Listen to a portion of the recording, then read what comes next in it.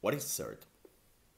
CERD, or the Committee on the Elimination of Racial Discrimination, is one of the UN committees of experts that monitor implementation of the 9 core international human rights treaties. In concrete, CERD reviews the situation of racial discrimination in specific countries and recommends tailored policies to the country under review. In recent years, CERD has made climate-related recommendations to El Salvador and Mexico. Also, it has raised questions to Guyana that should be addressed in the near future. What just happened?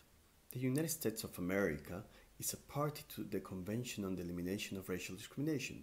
This is important because out of 9 core human rights treaties, the US has only ratified 3. 2 weeks ago, CERD reviewed the US compliance with the convention. The previous review was done in 2014. Today, the CERD published the recommendations called also concluding observations, which are like an X-ray of the situation of racial discrimination in the US. Among the main priorities, CERD dedicated a specific chapter to environmental pollution, climate change, and the petrochemical sector. Why is this significant, and the US review in particular? This is the first time that the US has received a recommendation explicitly on the petrochemical sector to ensure its alignment and comply with this legally binding treaty. Just 1 year ago, the UN Working Group on the Rights of Persons of African Descent also issued a call related to environmental degradation, climate crisis, and disaster, including areas like the Dead Island. But this time, among the salient issues and important topics, the CERD issued a long-expected recommendation to the US with a clear message.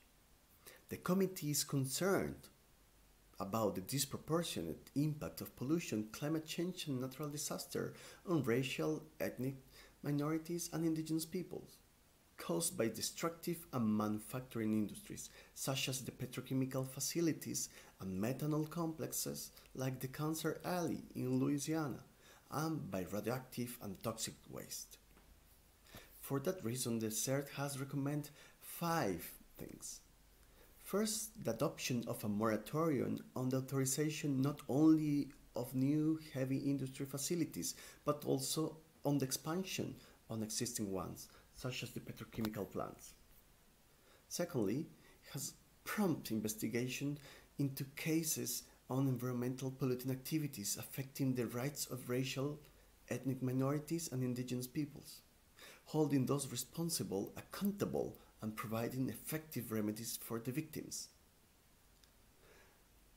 Third, it recommends the protection of historical sites that have cultural significance for these communities for harm by extractive and manufacturing industries. Fourth,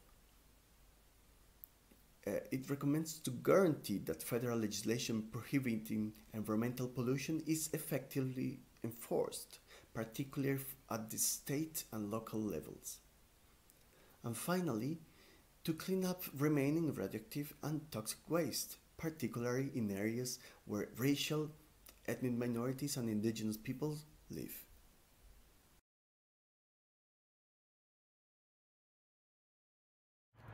A lot of work went into influencing this process with CERD. There was a series of meetings with U.S. officials and CERD committee members over the last few months, virtual and in-person consultations.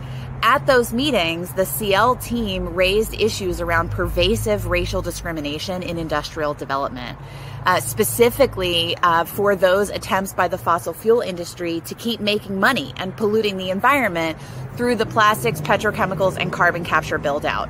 Many issues were raised by advocates and experts in the ways racism and discrimination are not being addressed and remedied, and may in fact be getting worse in the United States, including regarding incarceration, access to health care, and impacts from COVID-19, which are often compounded by the racially discriminatory patterns of industrial pollution permitted by local, state, and federal governments in the United States.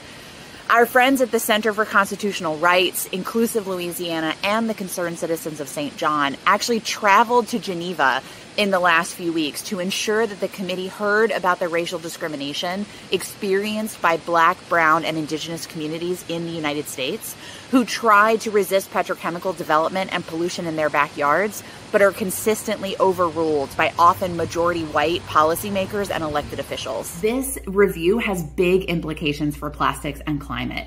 And this is personal for me. I'm a lifelong resident of Louisiana, and my family goes back here many generations. I'm recording this in my home office in New Orleans.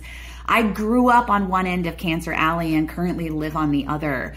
But I also don't experience the brunt of impacts from petrochemical production because of the systemic privileges I've unjustly received through affiliation with the idea of whiteness.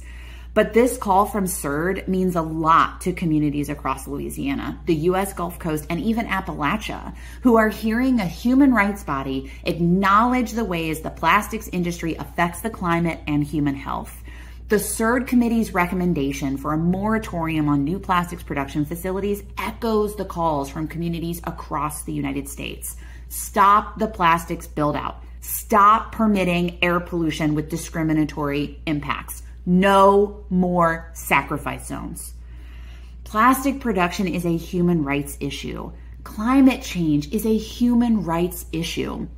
Plastics alone are predicted to eat up nearly 20% of the world's remaining carbon budget.